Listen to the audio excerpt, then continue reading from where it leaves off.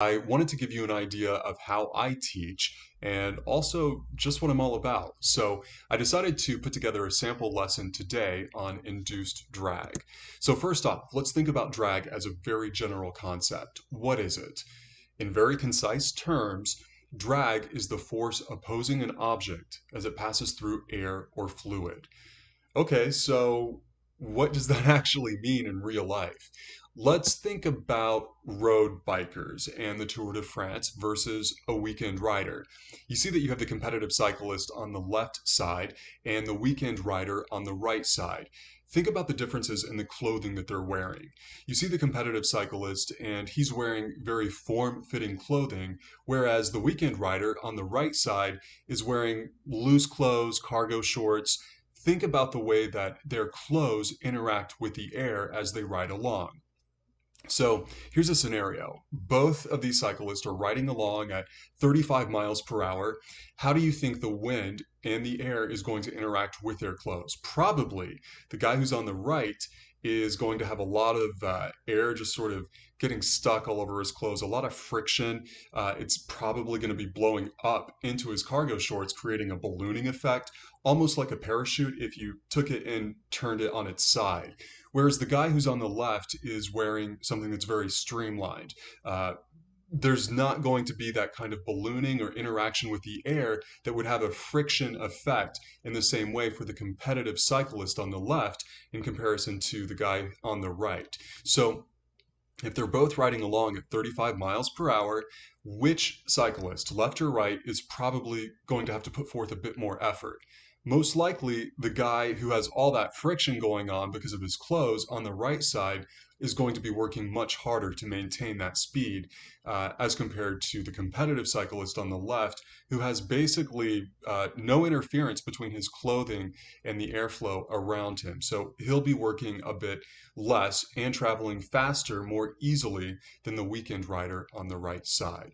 That's a general idea of what drag looks like in the real world. Now, in aviation, we're concerned with two kinds of drag. The first is parasite drag, and the second is induced drag. So, first, in order to understand induced drag, let's think about what parasite drag is, which is a bit more basic. You remember that example I just gave with the two cyclists. So, we were talking about the way their clothing interacted with the air.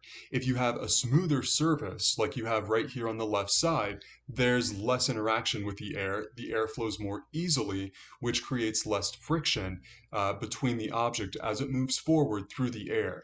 Whereas just below, we have a rougher surface where the air has the opportunity to sort of form pockets and get caught up and create a bit of friction between the object that's moving through the air uh, and the air itself. So that's going to create friction. It's going to create drag and make it more difficult, or at least increase the energy output required to move forward for the object as it travels through the air. So one thing that we think about a lot once we start to operate aircraft that have retractable gear is how the gear interacts with the air around us. And that's an excellent example of what parasite drag is all about. You can see the airflow before it hits the landing gear is going very smoothly, it's at a constant rate, and then boom, it hits the retractable gear and suddenly gets sort of sliced up in many different directions and creates all of this sort of static behind the retractable gear. This is an excellent example of what parasite drag is all about.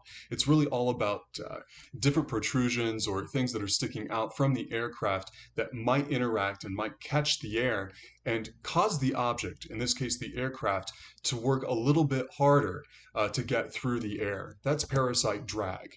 With the aircraft that we tend to fly in training, so this is a Cessna 172, there is so much parasite drag in terms of the opportunity for parasite drag with the design of the aircraft. So you have the skin of the aircraft depicted here, and you can see that we have all of these rivets on top. the air is going to be passing over those rivets and creating little pockets and little sort of obstructions in a way for the air to move over.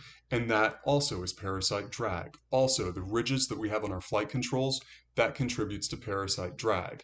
Now, we're going to talk about why this is okay to have more parasite drag on a slower moving aircraft than, say, on a very fast moving aircraft a bit later on in the presentation. But there is an effect between airspeed and the kinds of drag that are produced.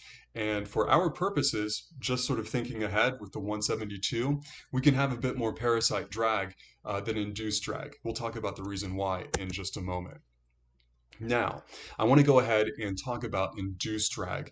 And in order to do that, we have to understand lift. So we have four components of flight. We have thrust, which is moving the aircraft forward, and we have drag, which is opposing the thrust, pulling the aircraft back in a way. We also have lift, which is what allows the aircraft to overcome the effect of weight, which weight wants to pull the aircraft down. Now, how is that accomplished? In the most basic terms, think of this as a wing. It's an airfoil. So below the wing, we're creating an environment of increased pressure, whereas above the wing, we're creating an environment of decreased pressure. So high pressure always wants to seek out low pressure. On very basic terms, this increased pressure, this higher pressure below the airfoil, is pushing upward on the aircraft, on the airfoil, because it wants to go to where low pressure exists. So the higher pressure is always attracted to the lower pressure, and that creates an upward momentum, which allows us to create lift. Now, just thinking about how that's done, we also have an airfoil depicted here, and you can see that the distance that the air has to travel over the airfoil is different if it goes over the top from the leading edge to the trailing edge vis-a-vis the bottom from the leading edge to the trailing edge. You notice that the distance is much longer as the air passes over the top. The air passing below has a shorter distance to travel. Now, if we remember Bernoulli's principle, we know that air or liquid that's moving at a faster rate of speed is going to have a lower pressure than air moving at a slower rate of speed. So that means that the air traveling above the airfoil is suddenly becoming lower pressure than it was right here before the airfoil ever split the air. So we're creating this high pressure effect below the wing and a low pressure effect above the wing, all on the distance that that air has to travel in order to go from the leading edge to the trailing edge of the wing. And that in turn creates the high pressure that pushes the aircraft up and creates lift. Now we have to understand that concept in order to understand what induced drag is all about. This is the first element of how induced drag is created. And you'll notice that we're also looking here at an airfoil, at a wing, but from a different angle. So in this example, we have lower pressure passing over the top of the wing, and we have higher pressure passing below the wing. And again, what do we know about high and low pressure? High pressure always seeks out lower pressure. So if we have higher pressure below the wing, what's going to happen if we have lower pressure above the wing? The high pressure is going to start wrapping around the tip of the wing, like you see right here in a circular motion, as it goes and tries to find an additional path to come into contact with the lower pressure above the wing. So that is creating what's called a vortex. So if we look here on the right side of the airfoil, we can see that the higher pressure air is coming up at a counterclockwise angle to meet the lower pressure air on top. And then that angle, that vortex, just continues out further and further and further behind the aircraft. This is also creating what's called downwash. And downwash is essentially the heart of what induced drag is all about. So these vortices that are going on right here, it's creating a form of friction. But the rate of friction and the rate of drag that they create depends upon the airspeed of the aircraft and how much air is actually moving over the airfoil. We're going to talk about that more in depth in just a moment, but first, you can also see the same effect right here from a profile view. So that gives you an idea of how the higher pressure air right here is coming up to meet the lower pressure air, which is above the airfoil. And just to sort of take a quick break from that, this is a super cool picture that really shows what wingtip vortices actually look like in real life. Now, typically you don't get the chance to see vortices in this form behind an aircraft, but in really humid conditions, which probably is what was occurring here, you may get that chance. So this is what wingtip vortices would actually look like if we could see them in the air, and sometimes we can.